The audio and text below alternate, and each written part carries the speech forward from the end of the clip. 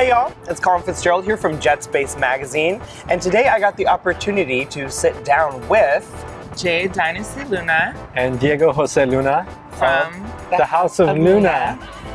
And you are watching a very special edition of the Nightlife Roundup.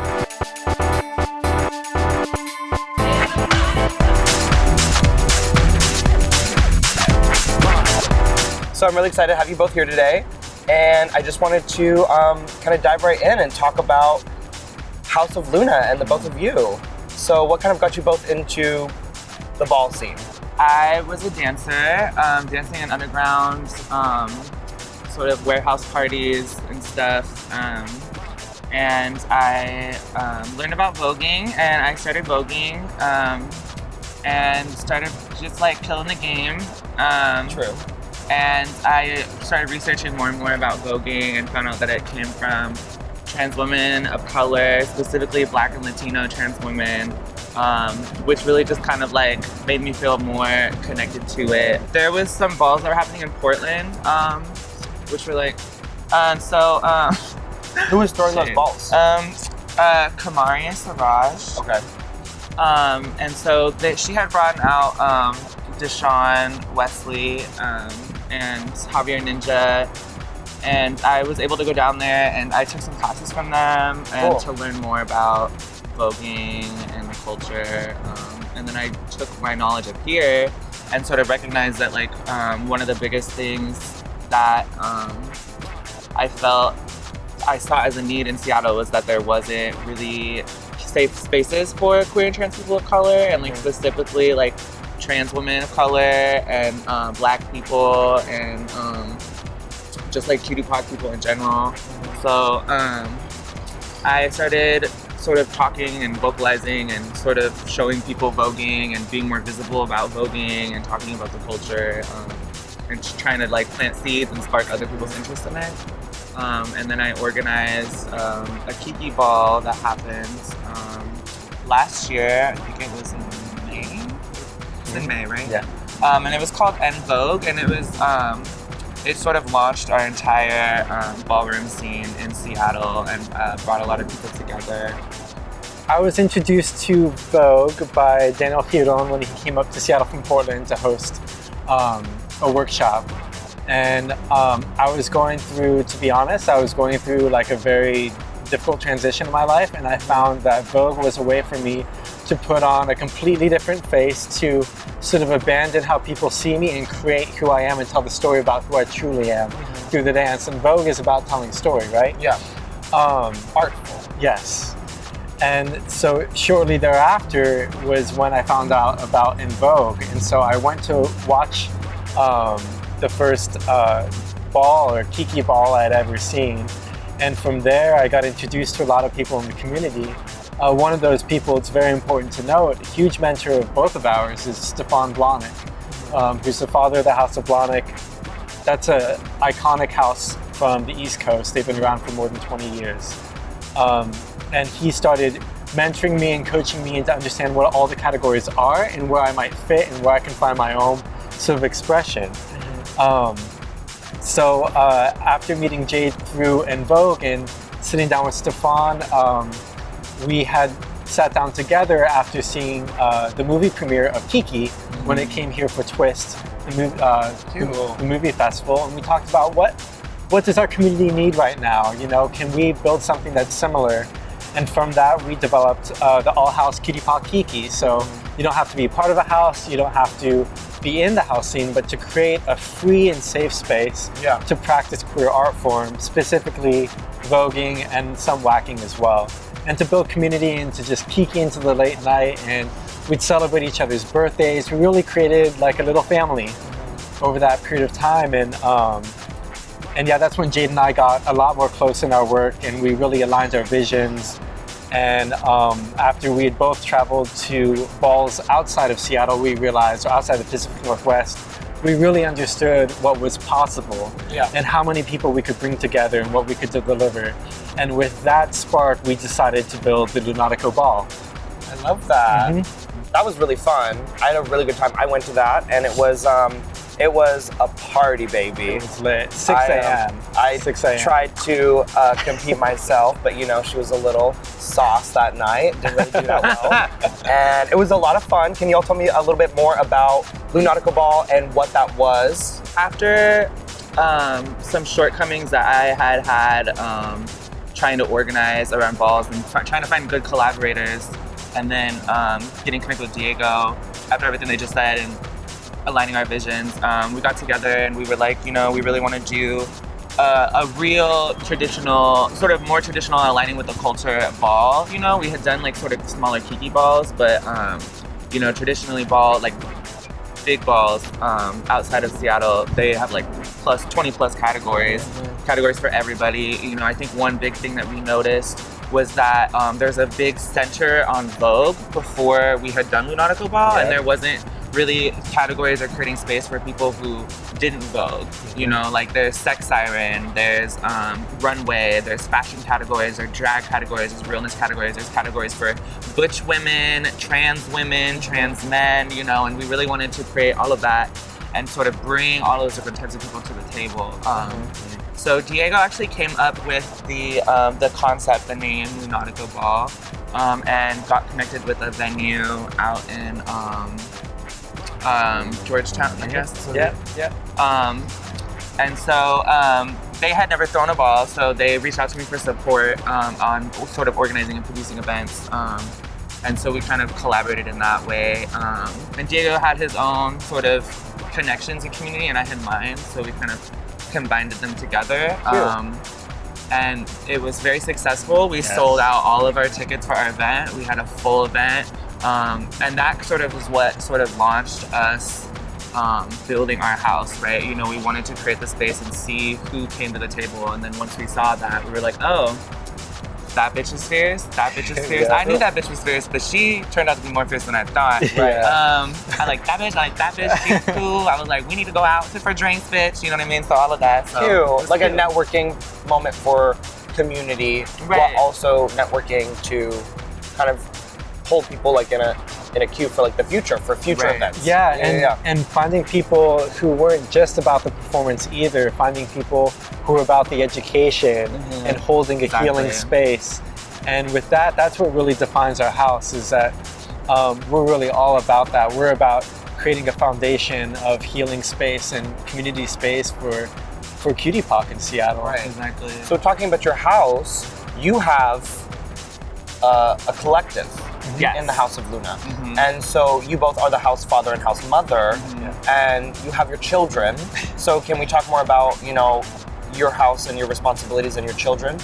Yeah, so I am the house mother, so I sort of check in on everybody, make sure everybody's eating and is like alive, and teaching them about makeup and drag and what a mother does. Dance. You know, what a mom does. What a mom does. Which is so important to me because as a trans woman, I can't have children, you know what I mean? So it's sort of like me being able to step into that experience and being able to sort of live that, which is very beautiful. You know what I mean? Beautiful. It is hella beautiful. So, and also doing it in a queer way. Exactly. You know, and doing the things that queer people need to do to support each other as a family unit. That's what you're doing, you know, teaching about makeup and drag, you know, making sure that they're healthy. These are things that we need to focus on in the queer community, you know. So you're, not only are you being a mother, but you're being a queer mom. I love that. I'm like a soccer mom. Okay. And then what is your responsibility as the house father? Yeah, so as the house father, a lot of what I do is I go out, reach out into the community and sort of try to figure out what I can bring back to the house, whether that's community organizations that we can work with, other artists that we can work with, sponsors, and then also making sure that the house as an organization is very formalized, like making sure that we have a website that's on point, making sure our finances we're on top of all our finances, and also just checking in with folks to see like what they need and how, if in any way I can help them level up, and also leverage any privilege and resources that I have access to for the benefit of the entire house. Oh my God, y'all really are the dad and the mom. I heard that. So cute. So you have your children. Can we talk more about the children? There's Chip Luna, who is actually he's a theater performer, actor. They do drag also. They also dance. They're actually doing a show that's gonna be running through, I think, this whole weekend. Alex and Eris at the Act Theater. Cute. And then there's also Luke, which is one of my little drag babies. And they are actually going to be performing with me at Coochie's Critter Barn in August, on August 12th. So come through and see them. It's gonna be their debut. Carla Rons. So Carla Rons has his own SoundCloud. He's a performer and is releasing his first album. So good. Like such a good vibe, such everything. He's the hidden gem. Yes. Y'all, rest of the children better watch out real quick. So keep your eyes out. Album release for Carla Rons is going to be in Columbia City Theater next month in August. And he also runs his own clothing line. Actually, I'm wearing one of his shorts. Rainbow Rebellion. Cute. Okay. Find him on Facebook. We have Mikey C. Okay. So Mikey G is Mikey Pop. He's been a part of the Vogue community. He at the same time I did, but he is fierce as. He has. You don't gotta edit fuck out. It's okay. We can say fuck on here. Okay. Fierce as fuck. He go-goes on Wednesday nights at Neighbors. Cute. And he also performs at Le Faux. You can see him at Le Faux. And you can see him just wiping the floor, voguing at every single ball, every event. He's there at Midnight Muse, one second only to the internationally renowned Akuma Diva. Okay. So he is on point. Who else have we got on the roster? We have Trinisha, who has also, I've known Trinisha for quite some time now. She is another organizer in the community, woman of color, who does a lot of work around HIV and AIDS, which is really important. For us, as like House of Luna, house and ballroom culture is traditionally and culturally been used as a way of also raising awareness about issues that disproportionately impact queer and trans people of color, like homelessness and HIV/AIDS. So she is one of our community organizers, community activists that are a part of our house. I love that. We also have Infinity, who is our another hidden gem. They also do music, but giving like life all the time. They're fantastic. And then we have Randy Ford, who is an incredible performer. They are with the AU Collective. They've won several balls around Seattle, I believe. And they are out there in the dance world just pushing the utmost professionalism. They do a lot of work with youth as well in dance. And Randy's great. Randy is a star. Totally. E is like the glue. E is like one of the people who really give a lot of glue to our group. Okay. They're very active like listener. They also have this move. She has this charm that she can turn on her categories of butch realness, butch face. She also helps out with a lot of the security in our event. So you see her working around. She's very in touch with the butch community, and that's really important to us to have a strong anchor in that community as well. Cool. Okay. So the whole house is going to be at your upcoming event. Yes. This Saturday, the Heroes and Heroines Kiki Ball. Yes. Let's talk more about that. So the Heroes and Heroines Kiki Ball sort of came out of this concept of really needing heroes in our community, and also sort of highlighting what it is to be a hero, and also we're kind of nerdy, so you know what I mean? Like, but it's cute. A Wonder Woman moment. Wonder Woman, X-Men, all that. So we have Sex Siren, Face, Vogue, Runway, Realness, and Fashion. And they all have really dope and there's a fashion show before. Yes, there's also a fashion show before. So Boyhood Society is doing the fashion show at 9 p.m. They're QPOC, set of QPOC designers, and they're going to have different QPOC performers as part of the show. Yeah. And what time does the Kiki happen? So the doors are at 8 p.m. and then the fashion show is at 9, and then the Kiki is going to start around 10:30. And what's the difference between a ball and a Kiki ball? So a ball is like usually 20 plus categories. Sometimes there's also money involved. Usually with the bigger balls, there's like money or trophies. We're still gonna have trophies for ours, but ours is a little bit smaller. And it's, there's no money, and it's, yeah, it's little, it's smaller. It's like a kiki, you know? There's like a boo, like a bam, and then like a boo-boo, you know? Yeah, exactly. We're trying to make it easier for people to walk their first ball. A kiki ball is a lot more accessible. A ball, like a once-a-year Nautical ball, like you better show up to slay, period. Like you better come prepared. Like this was the moment you were waiting for. Amen. The kiki ball is like, it's a little casual. I'm just trying to hang out. Casual kiki party. Yeah, let's have some fun. Build Get a little momentum. wasted. That's what I should have been at the kiki ball when I was all slurred like that. When I was at Nautical ball trying to act professional. I was done. She was all right. She had fur on. Yeah. I brought my fur. I just don't know how to smile that good.